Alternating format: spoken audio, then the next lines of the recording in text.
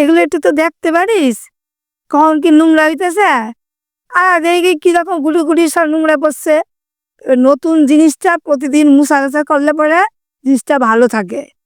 এগুলো তো মধ্যে দেখতে পারিস, মায় কোন দিকে নজর দিব, যেদিকে না তাকামু সেই কাজটাই পড়ে থাকবো। কেন লেখা, তুই তো বাড়ির ছেলে নাকি, না ছেলে না? সেইগুলি সব আমার দেখা যায় করতে লাগবো।